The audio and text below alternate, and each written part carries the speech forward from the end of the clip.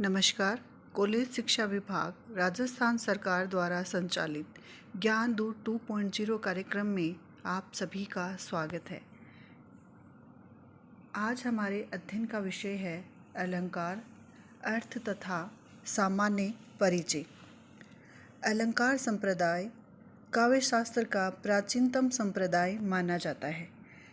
जिस 6 संप्रदायों का हम अध्ययन करते हैं, जिन्हें हम अलंकार संप्रदाय, रीति संप्रदाय, रस संप्रदाय, वक्रोक्ति संप्रदाय, ध्वनि संप्रदाय तथा औचित्य संप्रदाय के रूप में पढ़ते हैं, उन सब में सबसे प्राचीन जो संप्रदाय है वह अलंकार संप्रदाय ही माना जाता है, जो आचार्य भामह से प्रारंभ होकर दंडी, रुद्रट, उद्भट, उसके पश्चात आगे चलकर अपेय दीक्षित, कुवलयानंद और फिर भी ये परंपरा अनवरत जारी रही। उसके पश्चात इसे हम हिंदी साहित्य के इतिहास में रीतिकाल के अंतर्गत भी केशव, पद्माकर, कुलपति मिश्र, भूषण आदि सभी की रचनाओं में अलंकारों का अध्ययन करते हैं, या आदि सभी आचार्य अलंकारवादी आचार्य रहे, जिन्होंने अलंकार के महत्व को स्थापित किया है।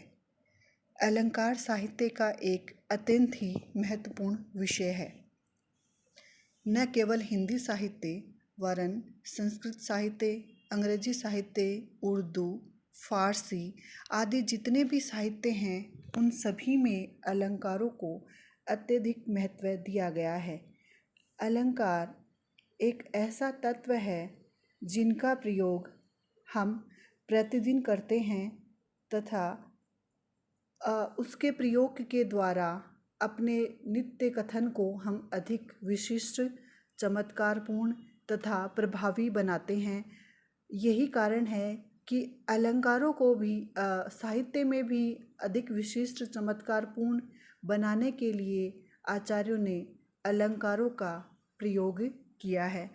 अतः आज अपने व्याख्यान में हम अलंकार के बारे में सामान्य जानकारी प्राप्त करेंगे। इसके अंतर्गत आज हम अलंकार की प्रमुख परिभाषाएं, उसके पश्चात अलंकार का सामान्य अर्थ, अलंकार की जो प्रमुख आचार्य परंपरा रही है उस आचार्य परंपरा का अध्ययन तथा विभिन्न आचार्यों के द्वारा अलंकारों की जो संख्या क्रमशः बढ़ती गई उस संख्या का अध्ययन, काव्य में अलंकारों का प्रयोजन, अलंकार की सामान्य विशेषताएं, काव्य में अलंकारों का क्या स्थान एवं महत्व है, इस विषय के बारे में आज हम अध्ययन करेंगे। तो सर्वप्रथम अलंकार के बारे में जानकारी प्राप्त करने से पूर्व हमें अलंकार शब्द का क्या अर्थ है, इसके बारे में जानकारी प्राप्त करनी। अलंकार शब्द का निर्माण कैसे हुआ, ये प्रश्न हमारे मस्तिष्क में उत्पन्न होता है। व्याकरण की दृष्टि से हम विचार करें तो अलंकार शब्द अलम और कार दो शब्दों से मिलकर इसका निर्माण हुआ है, जहाँ अलम का अर्थ है भूषण अथवा गहना, कार का अभिप्राय है करने वाला। इस प्रकार दोनों का शाब्दिक अर्थ हुआ भूषित करने वाला, या जिससे अलंकृत किया जाए, जिससे सुशोभित किया जाता है किसी चीज़ को, किसी वस्तु को, किसी स्थान को या किसी व्यक्ति को या काव्य को, जिससे विशिष्ट या सुंदर बनाया जाता है, जिसके सौजन्य से कोई वस्तु सुंदर बनती है, वह अलंकार कहलाते हैं।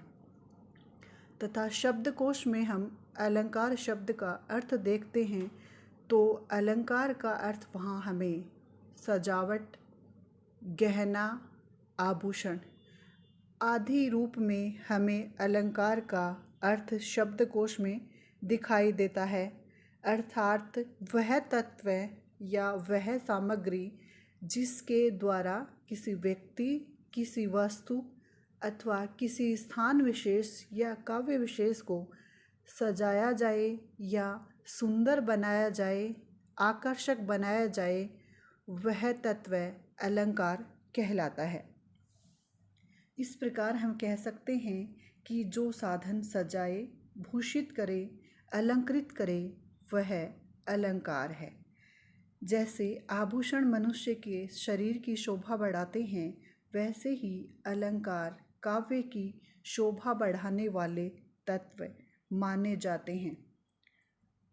काव्य की शोभा बढ़ाने वाले तत्व अथवा उपादान ही अलंकार कहलाते हैं। इसके आधार पर हम यह भी कह सकते हैं, अलंकार कथन की वह विशिष्ट प्रणाली है जो कथन को अन्य सामान्य कथन से पृथक कर ऐसी चारुता, सुंदरता या आकर्षण प्रदान करता है कि वह काव्य की संज्ञा से अभिहित हो जाता है। उसके पश्चात, जैसा कि हमने पूर्व में भी ये जानकारी प्राप्त की है या पूर्व में भी बताया है कि अलंकार परंपरा जो आचार्य भामह से प्रारंभ होती हुई दंडी, रुद्रट, उद्भट, अपय दीक्षित, कुवलयानंद आदि के रूप में चलती हुई क्रमशः रीतिकाल में भी विकास प्राप्त करती है, उन्हीं विद्वानों के अनुसार अपने अपने मत, बुद्धि तथा विवेक का प्रयोग करते हुए अलंकारों को काव्य की आत्मा मानते हुए इन्होंने अलंकारों की विभिन्न परिभाषाएं दी हैं, जिसमें आचार्य दंडी के अनुसार अलंकरोति इति अलंकार है, अर्थात दंडी ने जो अलंकार की परिभाषा दी है उनके अनुसार काव्य में शोभा बढ़ाने वाले उपादान ही अलंकार कहलाते हैं, या जो अलंकृत करते हैं वही अलंकार कहलाते हैं। आचार्य भामह के अनुसार, या भामह ने जो अलंकारों की परिभाषा दी है उनके अनुसार उन्होंने कहा है कि न कांतामपि विभूषण विभाति वनिता मुखम, अर्थात अलंकारों के बिना काव्य वैसे ही शोभा नहीं पाता जैसे किसी सुंदरी का मुख बिना आभूषण के। इसी क्रम में दंडी ने दोबारा जो काव्य शोभाकारान धर्मान अलंकारान प्रचक्षते उनकी जो अति महत्वपूर्ण परिभाषा मानी जाती है, उनके अनुसार काव्य के शोभाकारक धर्म अलंकार कहलाते हैं। वामन ने जो अलंकार की परिभाषा दी है उनके अनुसार काव्य शोभाया कर्तरो धर्मा गुणा, यदि गुण काव्य के शोभाकारक धर्म हैं तो अलंकार उसके शोभाकारक धर्म माने जाते हैं। आचार्य विश्वनाथ के अनुसार अलंकार काव्य शोभा बढ़ाने वाला रस, भाव आदि के उत्कर्ष में सहायक शब्द और अर्थ के अस्थिर धर्म हैं। इसी क्रम में कुछ अन्य परिभाषाएं और अगर हम देखें तो उसमें आचार्य मम्मट के अनुसार अलंकार कनक, कुंडल आदि आभूषणों के समान हैं, वे कदाचित रस के उपकारक हैं। अतः हम कह सकते हैं कि जो अलंकृत करे वह अलंकार है। आचार्य रुद्रट के अनुसार अभिधान अर्थात कथन के प्रकार विशेष अर्थात कवि प्रतिभा से उत्पन्न कथन विशेष ही अलंकार है, क्योंकि कवि की दृष्टि होती है वह सामान्य व्यक्तियों की अपेक्षा विशिष्ट होती है और उसी विशिष्टता के कारण उसका काव्य विशिष्ट बन पाता है।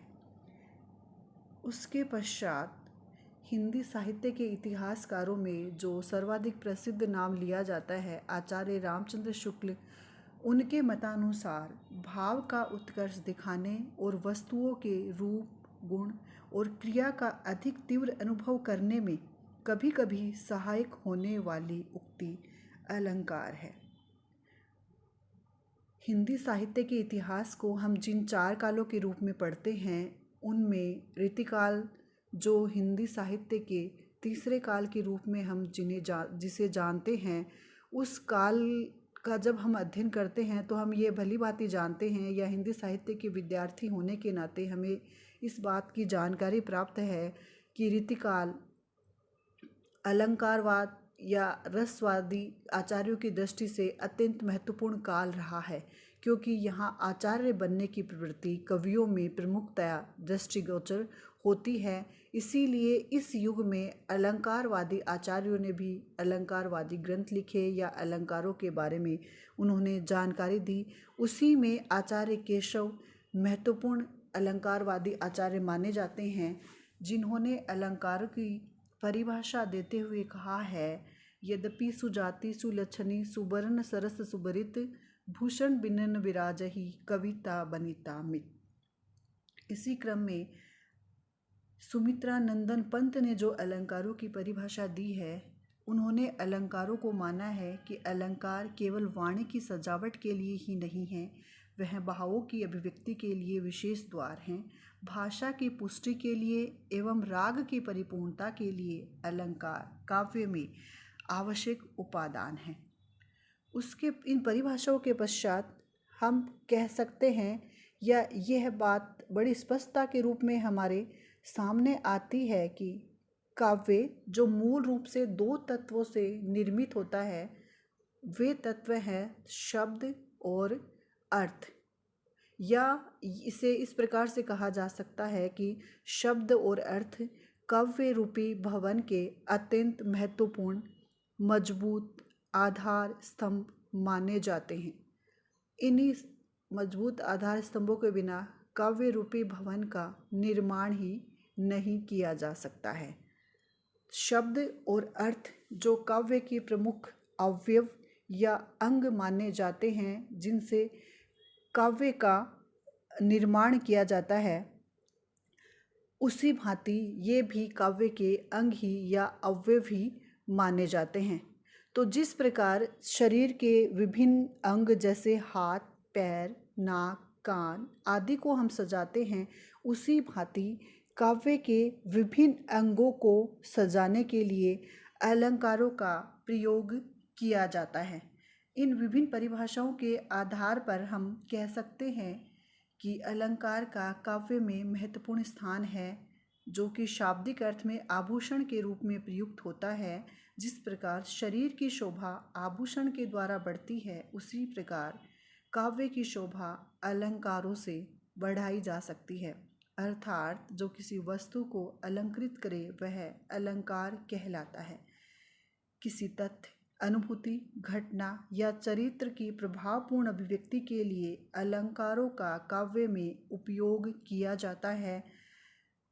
हम कह सकते हैं कि अलंकार काव्य के आवश्यक तत्व तो नहीं है, जैसे कि वर्तमान में हम मानते हैं कि पहले कुछ आचार्य हुए थे जिन्होंने अलंकारों को काव्य की आत्मा माना।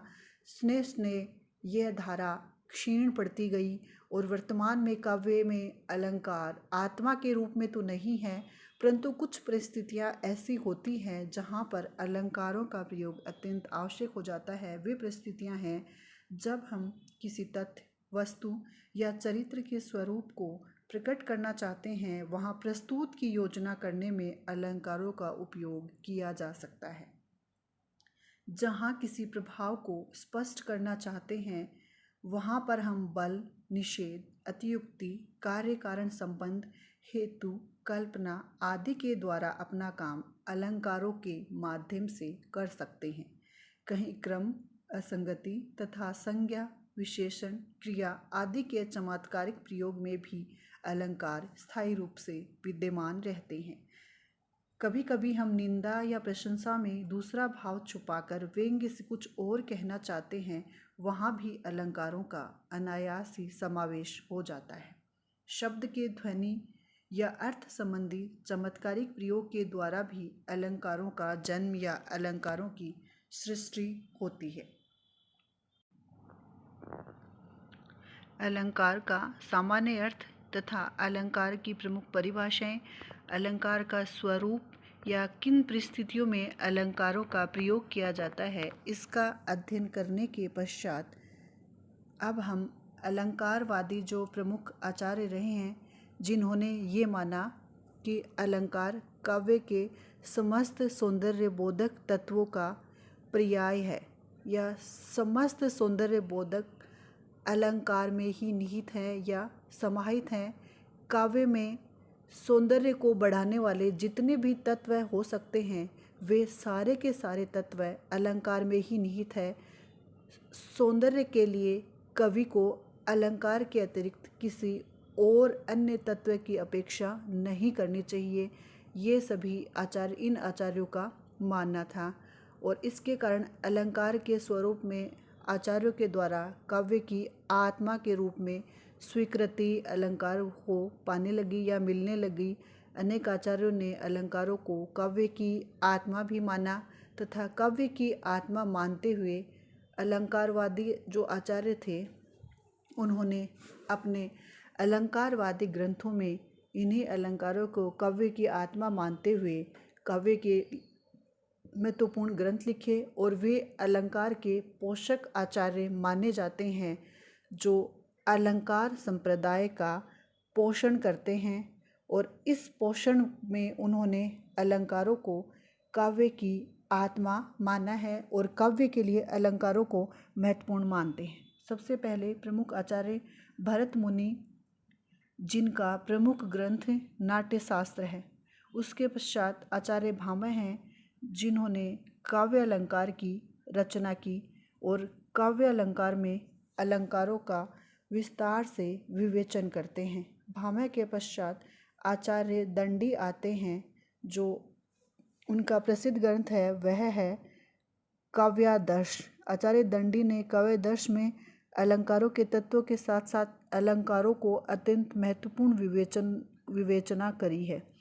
आचार्य उद्भट की जो रचना है काव्य अलंकार सार संग्रह है, उसमें उन्होंने आचार्य उद्भट अलंकार को एक नई दिशा प्रदान करते हैं, नए आयाम प्रदान करते हैं, नई दृष्टि से अलंकारों का वर्गीकरण करते हैं।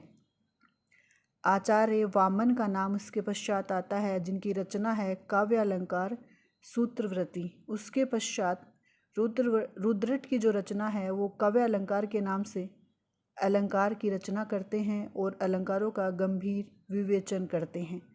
उसके पश्चात कुंतक ने वक्रोक्ति जीवित के नाम से ग्रंथ रचा, जो वक्रोक्ति को काव्य की आत्मा स्थापित करते हैं तथा उसी के रूप में वक्रोक्ति को काव्य की आत्मा के रूप में स्थापित करने का प्रयास करते हैं। और ये सिद्धांत उनका इतना प्रसिद्ध हो जाता है कि वक्रोक्ति काव्य की आत्मा है या एक वक्रोक्ति सिद्धांत ही उनके द्वारा प्रतिपादित किया जाता है। भोजराज ने सरस्वती कंठाभरण में अलंकारों का वर्णन करते हैं। वे इसमें 3 प्रकार के अलंकार शब्दालंकार, अर्थालंकार और उभयालंकार के रूप में अलंकारों की विवेचना करते हैं। उसके पश्चात अभय दीक्षित कुवलयानंद के नाम से अलंकार ग्रंथ लिखते हैं, जिसमें वो अलंकारों की विशद विवेचना करते हैं। उसके पश्चात संस्कृत के आचार्यों के पश्चात हिंदी के रीतिकालीन कुछ आचार्य भी हुए हैं, जिन्होंने कुछ मौलिक तथा कुछ पुरानी परिपाटी के अनुसार ही अलंकार संबंधी ग्रंथों की रचना की और अलंकारों का जिसमें उन्होंने विशद अध्ययन करते हुए उनकी विवेचना करते हुए अपने ग्रंथों की रचना की, जिनमें महत्वपूर्ण नाम आता है आचार्य केशव, जिनकी अलंकार से संबंधित रचना कवि प्रिया तथा रसिक प्रिया मानी जाती है।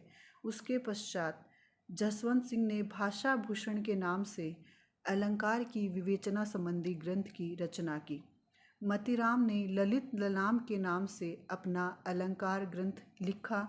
इसके अतिरिक्त भूषण, जो रीतिकालीन काव्य धारा में या रीतिकालीन साहित्य के इतिहास में जो वीर काव्य के कवि के रूप में जाने जाते हैं, उन्होंने भी शिवराज भूषण के नाम से एक अलंकारिक ग्रंथ लिखा। इस तरह ये प्रमुख आचार्य हैं जो अलंकार का पोषण करते हैं, अलंकार के पोषक आचार्य के रूप में जाने जाते हैं तथा अलंकार को अपने अपने विवेक के अनुसार विभिन्न प्रकार से काव्य में स्थापित करने का प्रयास करते हैं। अलंकार के पोषक आचार्य विषय का अध्ययन करने के पश्चात अब जिन आचार्यों ने इन ग्रंथों में अपने अपने जो अलंकार ग्रंथ लिखे, उनमें अलंकारों का किस प्रकार विकास हुआ या अलंकारों का क्रमिक विकास किस रूप में हुआ, इसके बारे में जानकारी प्राप्त करेंगे। अलंकार का विकास की बात की जाए या अलंकार का सर्वप्रथम प्रयोग उल्लेख कहाँ मिलता है, नामतः प्रथम उल्लेख कहाँ मिलता है, तो इस माना जाता है कि भरत मुनि का जो ग्रंथ नाट्यशास्त्र है उसमें अलंकार पहली बार प्रयुक्त होते हैं। भरत मुनि अपने ग्रंथ में 4 अलंकारों को उल्लेखित करते हैं। यमक, उपमा, रूपक, दीपक, जिनकी चर्चा भरत मुनि के नाट्य शास्त्र में की गई है। उसके पश्चात नाट्य शास्त्र के पश्चात जो दूसरा ग्रंथ है काव्य अलंकार, जिसके रचयिता भामह माने जाते हैं, और भामह के जो ग्रंथ है काव्य अलंकार, उसमें उन्होंने अलंकारों का पक्ष लेते हुए, क्योंकि वे अलंकारवादी आचार्य माने जाते हैं, इसलिए उन्होंने अलंकारों को इतना अधिक विस्तार दिया है कि इस विस्तार को बढ़ाते हुए उन्होंने अलंकारों की संख्या 38 बताई तथा अपने इस ग्रंथ में वो अलंकारों को 38 प्रकार के अलंकारों के रूप में उसकी चर्चा करते हैं। जो अलंकार नाट्य शास्त्र में 4 थे, वह भामह के ग्रंथ काव्य अलंकार तक आते आते 38 हो जाते हैं और उनकी संख्या में काफ़ी वृद्धि हो जाती है, और इस प्रकार अलंकारों की संख्या 38 हो जाती है। उसके पश्चात यह परिवर्तन यही नहीं रुकता। आचार्य दंडी जो काव्यादर्श संबंधित अलंकार ग्रंथ लिखते हैं, उस दंडी उन्होंने अपने इस ग्रंथ में एक अलंकार और जोड़ा, और यह संख्या 38 से बढ़कर 39 हो जाती है। इस प्रकार काव्यादर्श में अन्य विषयों के साथ साथ आचार्य दंडी अलंकारों का अत्यंत विस्तार से विवेचन करते हैं और अलंकारों को काव्य की आत्मा का स्थान देते हुए काव्य का आत्मा का स्थान देने का भरपूर प्रयास करते हैं। दंडी के पश्चात जो प्रसिद्ध आचार्य हैं उद्भट, जिनके ग्रंथ का नाम है काव्यालंकार सार संग्रह। इस काव्यालंकार सार संग्रह में 41 अलंकारों की चर्चा करते हैं। अतः हम कह सकते हैं कि दंडी के पश्चात 2 नए और अलंकारों की कल्पना उद्भट करते हैं और अलंकारों की संख्या क्रमशः बढ़ती हुई 41 हो जाती है।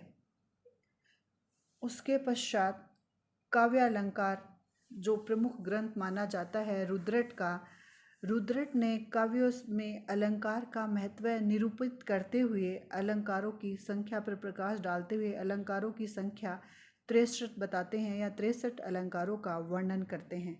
भोजराज की 2 रचनाएं प्रसिद्ध मानी जाती हैं, सरस्वती कंठाभरण और श्रृंगार प्रकाश। मुख्य रूप से सरस्वती कंठाभरण में भोजराज अलंकारों का विवेचन करते हैं और उन्होंने 9 और नए अलंकारों का सृजन किया, और इस तरह अब अलंकारों की संख्या 63 से बढ़कर 72 मानी जाती है। इस प्रकार इसका विकास तीव्र गति से बढ़ता चला जाता है, या अलंकारों का विकास अत्यंत ही तीव्र गति से हो रहा था। उसके पश्चात आचार्य रुयक ने अलंकार सर्वस्व में अलंकारों की संख्या 82 बताते हैं। उसके पश्चात साहित्य दर्पण जो ग्रंथ है, उस साहित्य दर्पण ग्रंथ में आचार्य विश्वनाथ अलंकारों की संख्या 86 बताते हैं, या 86 अलंकारों का वे वर्णन करते हैं। इस प्रकार अलंकारों की जो विकास यात्रा है, जो 4 अलंकारों से शुरू होती है, वह 86 अलंकार तक पहुंच जाती है। वर्तमान में रीतिकाल में भी इन्हीं अलंकारों में कुछ और संख्या घटाई तथा बढ़ाई जाती है, और इन्हीं अलंकारों को आज हम प्रमुख 3 भेद के रूप में, जैसे शब्दालंकार, अर्थालंकार तथा उभयालंकार के रूप में, विभिन्न उपभेदों के रूप में हम उनका अध्ययन करते हैं।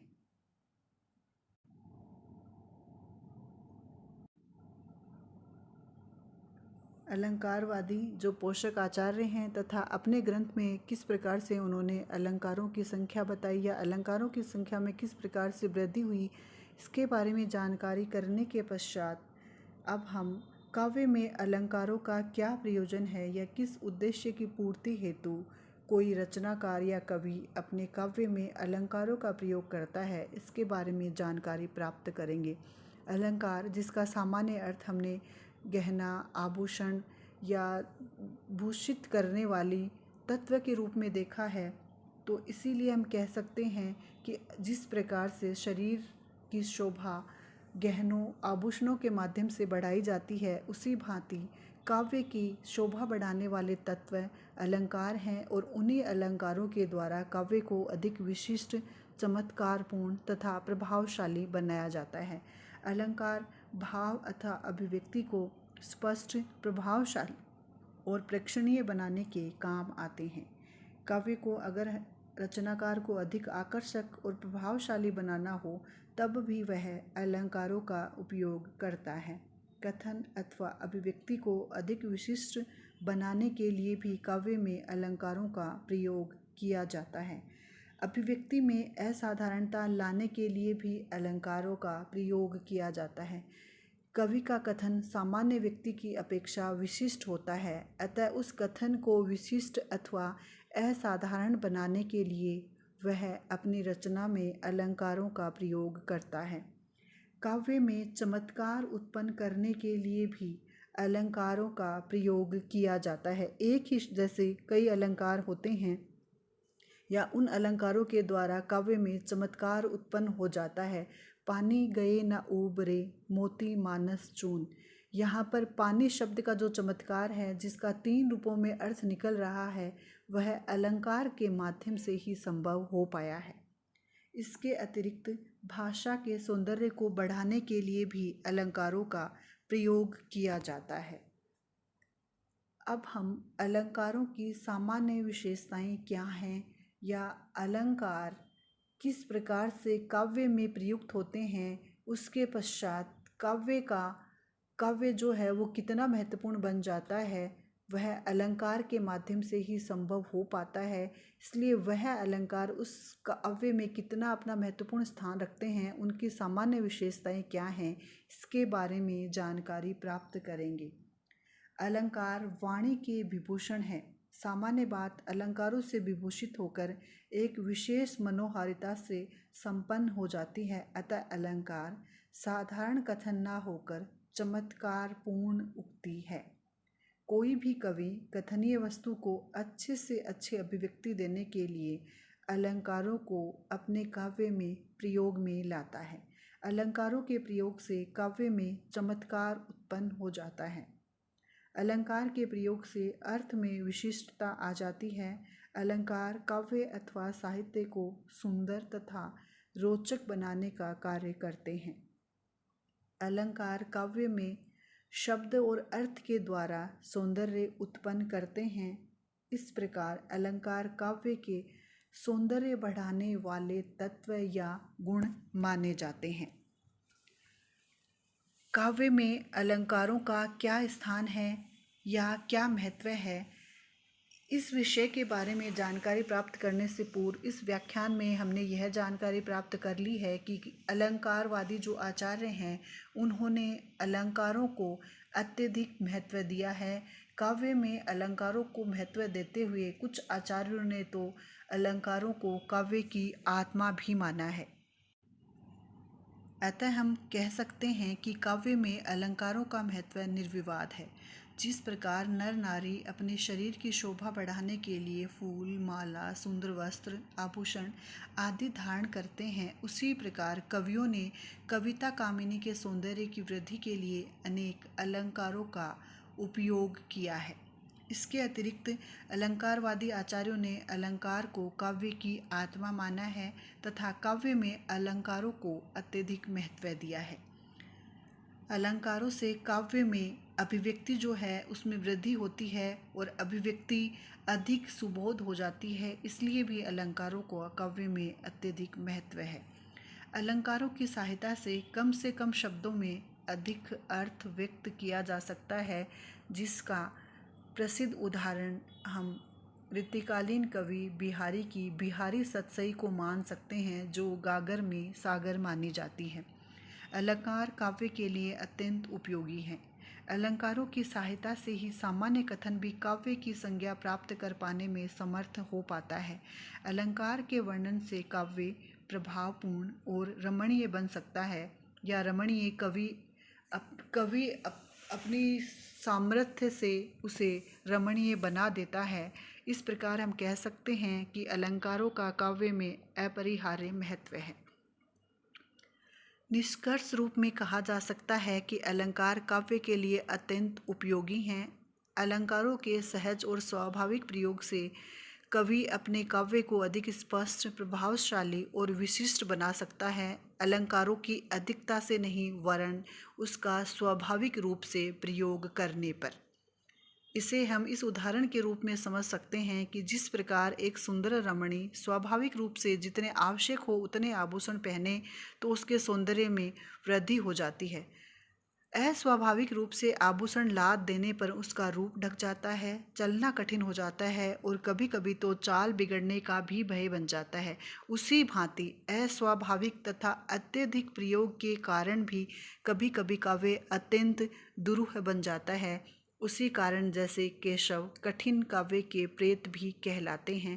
परंतु इस आधार पर अलंकारों के महत्व को नकारा नहीं जा सकता, क्योंकि अलंकारों का जहाँ आवश्यक हो वहाँ प्रयोग किया जाए तथा स्वाभाविक और वांछित प्रयोग किया जाए तो अलंकार काव्य के सौंदर्य में निश्चित रूप से वृद्धि ही करते हैं। अतः हम कह सकते हैं काव्य में अलंकारों का अत्यंत ही महत्व है और उस महत्व को हम नकार नहीं सकते हैं। धन्यवाद।